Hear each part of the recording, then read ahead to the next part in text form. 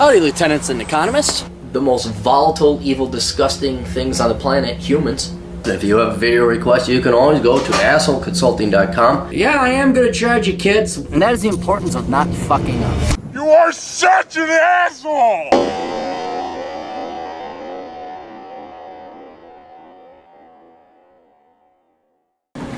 How you kids doing? Hey, this isn't the last one. Please keep me anonymous. I will. Hey, asshole, repeat customer here. The last time we talked, I asked for advice about school and setting myself up for work outside the military if things didn't work out. I'm happy to report that since then I did go and get one of 2 certifications that employers desire for aircraft maintenance workers to have in the private sector, but I decided to forget about the accounting degree, at least for the time being.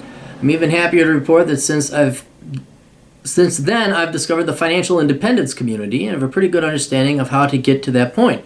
In 2.5 years, I've gone from $23,000 in debt on a stupid car to no debt, to now a net worth of $40,000. There you go. Look at that. All right. Anyway, at the moment, I'm saving roughly $2,000 to $2,500 a month, give or take, depending on my spending and the value of the currency of the country I'm stationed in. Oh, okay, so you got a cost of living allowance. Sweet. Okay. That's awesome, man. Dude, just bank that money while you're in the military. Right now, I'm just saving all of this into my tax advantage accounts. Now you got your TSP or IRA. Good. And any extra in a brokerage account index fund. I plan to do this until I hit my 20-year mark. I'll have been in 5 years this coming February. Oh, you're staying in the military? I'm like, yeah! Dude, you're gonna be set, man. And while I know I've got a while until that day comes, I've since made rank now to the point that I'm only 1 rank away from being able to receive my pension when I can retire. Currently about $1,550 a month in today's day. Yeah, that's great. Dude, a single man with a house paid off can easily live off of that. Easy. That's enough for a minimalist like myself to scrape by renting, I believe, even if I save nothing on top of it, but I don't plan on changing my frugal ways and do plan on continuing to save as much as possible while still enjoying life to a practical extent. When you find out, when you get rid of spending, it forces you to go and find something to do. And you start to find out that the most important things in life that really matter. Experiences, biking, running, exercise. Now, I will admit travel takes some money, it takes some budgeting, but you guys all know me, I'm a cheap parasitic bastard. I always crash on somebody's couch or something like that. My biggest expense is gas or flight. Paying somebody. Moving Aaron's body from one couch to the other is my largest expense.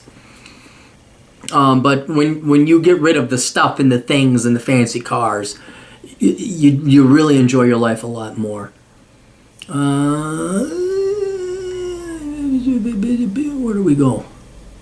However, and this is where my question comes into the picture, I would like to know what your strategy would be going forward with the information given, or more if I left anything out that you would like to know. Should I just continue saving to have extra income when the 20-year mark comes and decide what to do then? Should I instead focus on maybe saving this money in accounts more favorable to buying a house in cash so that my pension more than covers my life when I get out? Or should I begin buying real estate and renting it out? I'm most hesitant about the last option due to the nature of the military not having the most geographical stability, not wanting to pay landlord from another state or even country. But I know you have experience with real estate, so I'm willing to change my mind given solid reasoning. I've read Bachelor Paddock Honors, but I feel my situation is a little more niche. Yeah, than those not in the military. I have more control over where they're living. If I do go on a real estate route, my prime candidates for locations are St. Louis, Missouri. Wrong. Oklahoma City. I have a buddy that swears by that town.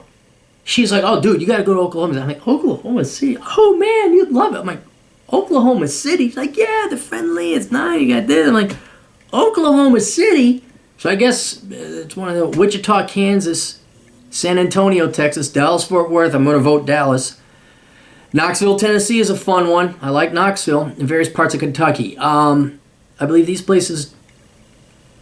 to be places where I buy cheap, get renters, and manage more effectively than other areas and not worry as much about them becoming complete liberal shitholes. I think that's about it. If you need any other information, feel free to ask. If not, name your price and let's do business together. Cheers. All right. You're not wrong. Here's what you're on the way to becoming. You're going to become one of these guys that you'll be 30, 31, 32. You're going to be sitting on $150,000, $200,000 in cash. If you keep fully funding your IRA and 401k, that's going to take care of your retirement. or TSP. Then you got your pension on top of it. And then you are going to be faced with the problem of, what do I do with my money? Now, you're not going to be able to, you're only going to, was it $6,000 I think is the max you could contribute to an IRA or something like that. You got your TSP, so your 401k. Still going to be left over with a little bit of money. And I do like the idea of having a home so that you're never homeless. The problem is, as you rightly point out, you don't know where the military is going to be sending you, and it's going to be a pain in the ass if you have a house and you got to rent it. Right? It's a pain in the ass. And I know you like your brothers in arms and all that, but let's just admit, a lot of them may not be the best cleanliness guy. I know a high-ranked officer who cannot clean his fucking house to save his life. Brilliant on one hand. Dude, where's the Windex? You see that? That's called mold. Have you thought about cleaning that out? I mean, just different worlds, man. So here's what I'm going to recommend to you, and you can evaluate, but you still got to do a little bit more research. I would just buy land. Just buy land for now, because what's going to happen is 10, 15, 20 years from now, when you get out of the military, you're going to have to buy inflated land. The price is going to go up. Now, I shouldn't say the price. The dollar amount is going to go up, not the value. And if you got, all of a sudden you're sitting on 50 grand cash, you can buy some nice pieces of property out in these areas that you're interested in. Now, there'd be more that goes into it. How close are you to an airport? Why do you want to live in Dallas? Do you have connections there? Do you have roots? I'd knock out some of these, like St. Louis, Oklahoma, and Kansas. Those all have state income taxes. Texas and Tennessee doesn't. Again, read Reconnaissance Man. I'll go into way more detail there, and I'll give you some options. And what I would do between now and the 15 years... Should I continue just saying 120-year mark? Yeah. So you're 5 in, you got 15 more left to go. When you get, what do they call it? Vacation for the military. Leave. I would start exploring these areas that you want and try to knock them off your list. All right. You want to find out, oh, I don't want to live here. I didn't realize traffic was that bad between Dallas and Fort Worth. I didn't realize that Wichita was that boring or that higher crime with meth. Knoxville, I didn't know it was this awesome of a place. Holy cow, look, the mountain's right over there. Let's do the Dragon's Tail. Point is, you need to do more research before you start buying land. But once you buy a place that you think, or once you find a place, a town, a neighborhood, whatever, that you think you're really going to like, what I would do is just buy some empty land, ideally for cash, because you should have enough money saved up for it. And it really takes, you got to go to the city and explore it and evaluate it for weeks at a time. I did that in Rapid City. I mean, I had been studying Rapid City for well over a decade on and off before I bought property out there. In the perfect world, you'd be able to figure out, this is the property for me. But you want to go with the property that seems like it's going to be, if you're pretty sure, boy, I really like this town, I like the no state income taxes, I'm going to buy property here. And then what that will do is it'll get you in at a certain cost. Like, it's not going to go up in price no more.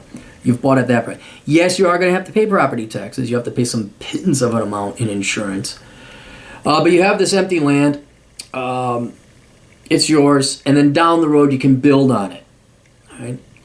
You'd like to have infrastructure ran out there, but if it's 15 years from now, you may want to just buy outside of a town that's growing, and then as the suburbs build into it, then you can sell off that land for really nice pennies on, or dollars on the pennies. Again, you're gonna have to do some research. But if you buy land, you got it. Then all you have to do later on is build your house, of which the costs are relatively fixed. So what I'm trying to do is have you get to a place where you're avoiding real estate inflation, price inflation. You buy it on the cheap. Maybe buy enough land you could parcel it out, buy multiple parcels of land, a couple acres, and then as the city or the suburbs develop out, you could sell off 4 parcels and keep a 5th one for yourself, and with the proceeds from the 4th, you build yourself a really nice house. Or maybe not a really nice house, maybe just an adequate bachelor home with really nice things.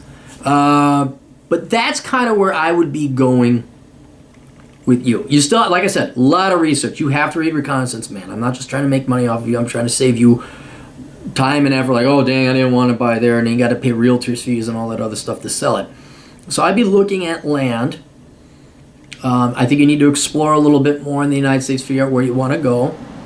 But once you figure that out, and in the meantime, you're saving up money, all of a sudden you're sitting on 80 grand in cash. They'll buy you a nice couple acres out in Wichita.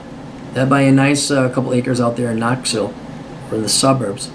You buy it, sit on it for a while, you're in the military, all of a sudden the city comes knocking, a developer comes knocking, would you like to sell that land? Yeah, how much? Oh, that's a pretty penny. Ideally, you do what, what's his name? Penn and Teller. He bought just, what was at the time, a piece of property in the middle of the desert, and then Las Vegas built up all around. I think he sold it for $16 million. That's what I'm trying to get you to think of.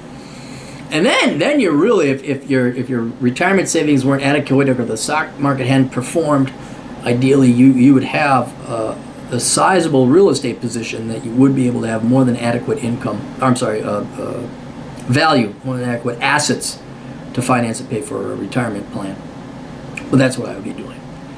So everything's sounding good. I don't think you're really going to need it, but about the only thing I can think, because you got your food, clothing, and shelter bought and paid for now, and for the next 15 years, bank that money away, invest it and get that tax deduction or the Roth treatment. But you are going to have money left over, and in the meantime, it'd be best maybe you get a piece of land somewhere that you can see building your nice little house on with the white picket fence and everything else down the road. All right, that's it. Questions, answers, assholeconsulting.com.